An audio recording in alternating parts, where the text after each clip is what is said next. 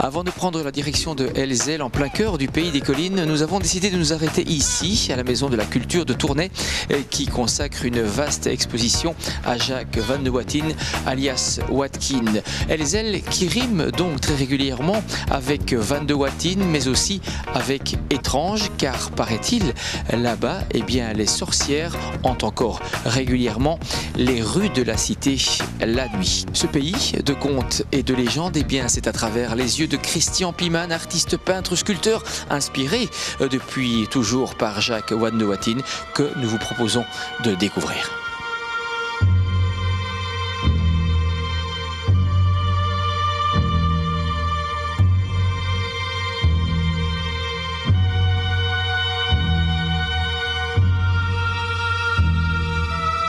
Jacques Van de Wattijn ou Watkins, c'est selon ce qu'il faisait, ce qu'il créait, il signait Watkin ou Jacques Van de Wattijn pour ses œuvres.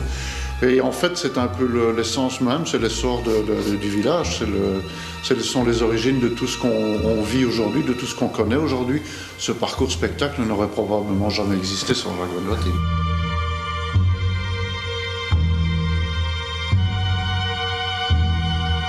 Je m'appelle Christian Pieman, je suis artiste sculpteur ici sur le pays des collines et en l'occurrence à Ellezelles.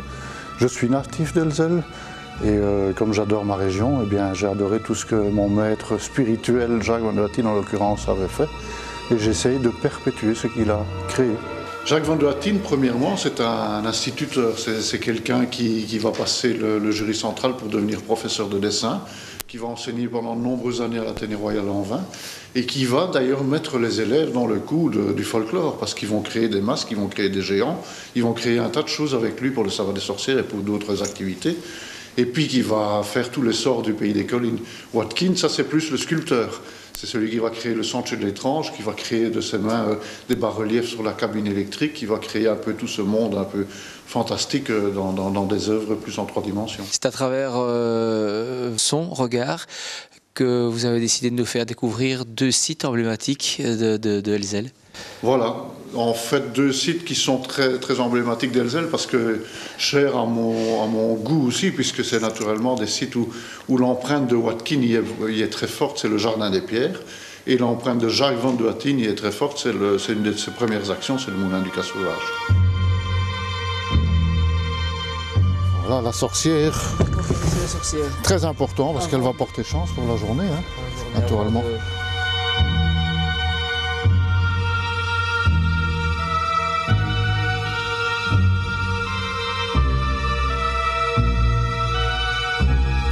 C'est un véritable musée à l'air libre.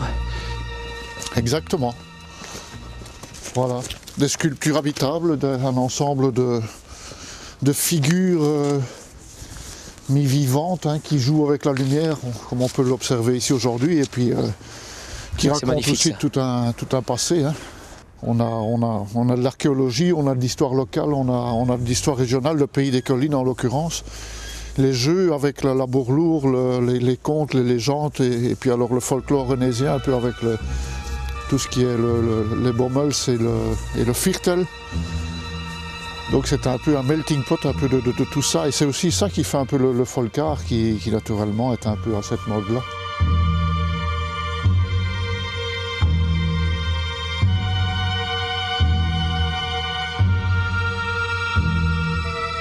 Voilà, le folk art, c'est un terme qui ici prend évidemment tout son sens. Hein. Ah oui. Donc en fait, c'est aussi traduire les choses les plus simples, donc la vie quotidienne des gens du peuple de la région des collines dans une forme d'art, que ce soit la sculpture, la peinture, la sérigraphie ou autre technique. Et ça, c'est très intéressant parce qu'il a créé un nouveau mouvement et puis il a aussi naturellement des adeptes qui ont suivi un peu ce qu'il faisait. Et encore aujourd'hui, on a plusieurs personnes qui travaillent encore dans la même manière que lui. Bien, les toilettes sont aussi décorées à sa manière parce qu'elles sont significatives. Il avait cherché pendant des années, il collectionnait un peu tout ce qui était pictogramme de toilettes. Et il avait d'ailleurs de la documentation là-dessus qu'il nous avait montré à l'époque. Et lui, il avait aussi, à sa manière, naturellement, un peu frondeur, un peu farceur, un peu, n'ayant pas peur de la représentation qu'il en fait. Il avait montré ce que ça pouvait être les toilettes des femmes et des hommes.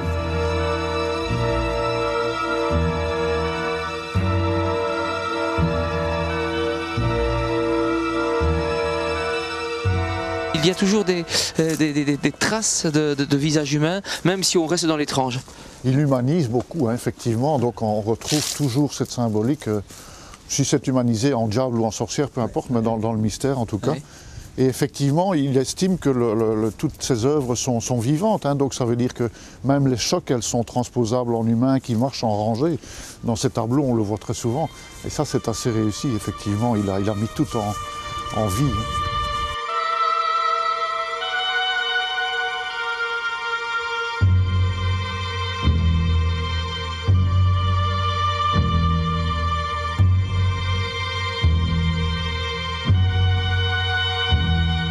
Tout le monde ne peut pas rentrer ici. Christian, il peut, lui. Christian peut. Christian a l'autorisation. Oui. Un privilège. Ah, c'est vrai que c'est un endroit quand même particulier où, quelquefois, Solange autorise avec les amis de Watkin de visiter, mais ce sont des journées spéciales, quoi. C'est pas régulier. Hein, Parce que si toutes les personnes qui font le sentier de l'étrange passaient par ici, il y aurait beaucoup de monde avec Christian. Oui, c'est ça. Ah oui. Puis il faudrait quelqu'un qui soit ici, alors... Petite maison du Pays des Collines, encore faite avec du torchis et des colombages, je pense qu'elle date de 1800 et des. J'ai une fois regardé à la commune. Mais on a fait des rajouts, je pense. C'est ça. Oui. Il y avait probablement un corps de logis unique et puis on a rajouté des dépendances. C'est ça.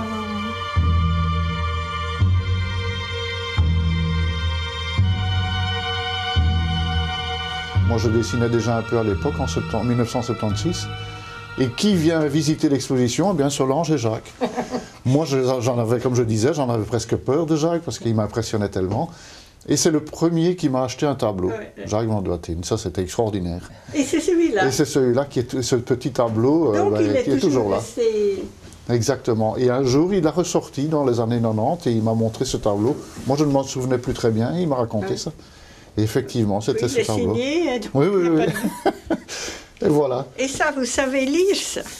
Non, enfin oui, je peux lire ça. Oui, mais vous savez comprendre, pardon. Helmut. C'est ça? Comptoir. C'est le comptoir. C'est le comptoir de sa maman. Ah, c'est le comptoir de sa maman. Qu'il a été chercher à la librairie sur son vélo. Allez.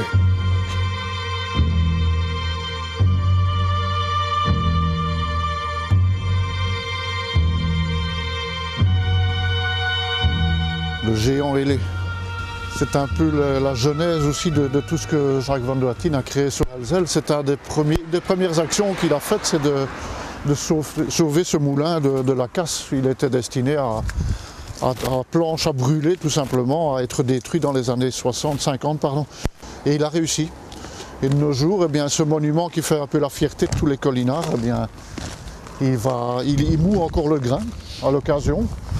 Et d'ailleurs, une campagne de restauration est encore prévue cette année pour tout ce qui concerne le grand escalier, le balcon à l'arrière et alors une partie des ailes.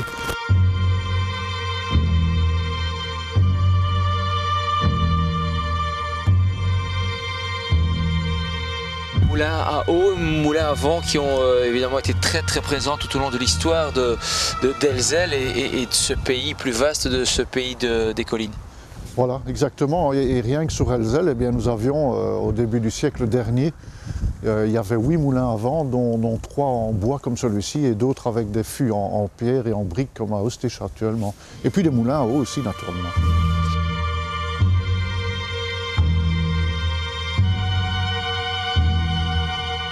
Et puis alors, il est d'origine, hein, c'est aussi ça la fierté.